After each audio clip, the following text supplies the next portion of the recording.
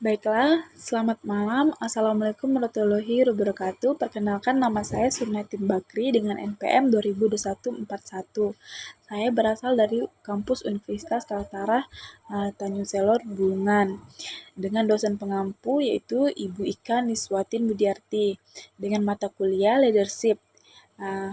Materi yang diberikan yaitu mengenai part goal theory. Nah, di sini saya akan menjelaskan seperti apa sih gaya kepemimpinan part goal theory. Nah, baiklah, saya akan menjelaskannya. Part goal theory adalah pendekatan kontingensi untuk pemimpin, di mana tanggung jawab pemimpin adalah untuk meningkatkan motivasi bawahan dengan mengklarifikasi perilaku yang diperlukan untuk menyelesaikan tugas dan penghargaan. Nah, teori yang dikembangkan oleh Robert George ini digunakan untuk melihat keefektifan pemimpin dalam situasi yang berbeda.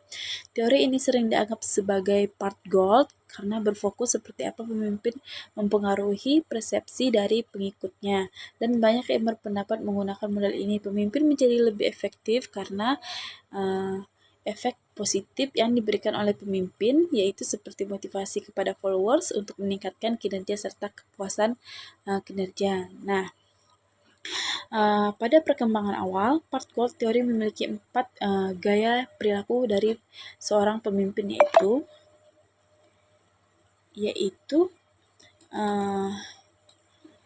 sportive leadership, directive leadership, participant leadership, achievement oriented leadership. Nah, di sini saya akan menjelaskan 4 poin ini, yaitu sportive leadership adalah karakteristik pemimpin yang membuat pekerja terasa lebih menyenangkan bagi karyawan.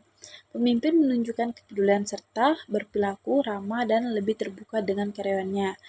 Hal ini efektif dalam membangun hubungan sosial secara fisik ataupun fisiologis. Nah, artinya di sini bahwa seorang pemimpin harus memiliki sifat yang terbuka nih kepada karyawannya seperti itu, dan ramah terhadap karyawannya agar para pekerja atau karyawannya tidak tegang ataupun tidak bosan dan jenuh dalam menghadapi pekerjaan yang diberikan seperti itu. Nah, selanjutnya, directive leadership adalah karakteristik pemimpin yang memberikan bimbingan pada pekerjanya dengan menetapkan standar kinerja. Perilaku pemimpin juga meliputi perencanaan, pembuatan jadwal, penetapan tujuan kinerja dan standar perilaku, dan menekan keputusan terhadap aturan dan dalam organisasi. Nah, maksudnya di sini yaitu contoh pemimpinnya itu dia harus punya tanggung jawab nih, waktu dan jadwal tujuannya apa gitu. Dalam perusahaan kita ini tujuannya apa gitu, dan kapan waktu yang tepat untuk bagi karyawannya ini turun kerja ataupun melakukan aktivitas pekerjaan yang diberikan oleh pemimpin ya.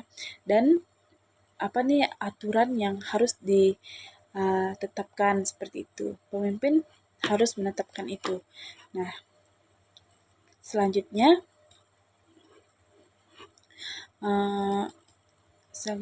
di sini menjelaskan yaitu mengenai partisipan leadership. Nah, partisipan leadership adalah pemimpin yang berpartisipasi, berkonsultasi dengan karyawannya dengan menggunakan saran atau ide dari para karyawannya sebelum mengambil keputusan. Hal ini dapat meningkatkan motivasi kerja. Nah, contohnya ini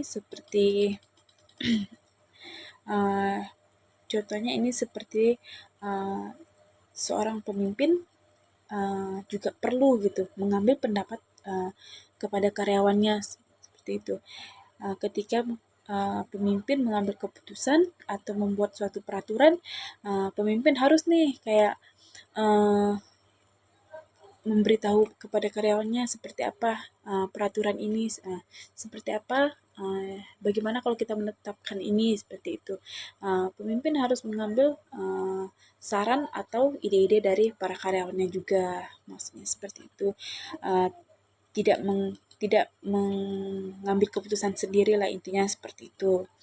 Nah, selanjutnya achievement oriented. Nah, leadership adalah karakteristik pemimpin yang menetapkan tujuan yang membuat karyawannya merasa lebih menantang. Hal ini dilakukan dengan harapan pada karyawan kerja di keadaan optimal dan menunjukkan kemampuan kerja mereka untuk memenuhi harapan. Hal ini efektif dalam lingkungan kerja profesional seperti teknis dan ilmiah lainnya. Nah, maksudnya di sini activate oriented leadership itu pemimpin juga menetapkan tujuan dan membuat karyawannya merasa lebih nyaman ya, dan ketika diberi tugas atau tantangan dari perusahaan, mereka semangat untuk melakukan pekerjaan mereka seperti itu, dan mereka melakukannya secara profesional. Selanjutnya, dengan diterapkannya model ini, pemimpin menjadi lebih efektif karena efek positif yang diberikan, serta model yang ini menjelaskan apa yang harus dilakukan oleh seorang pemimpin untuk mempengaruhi persepsi dari karyawannya.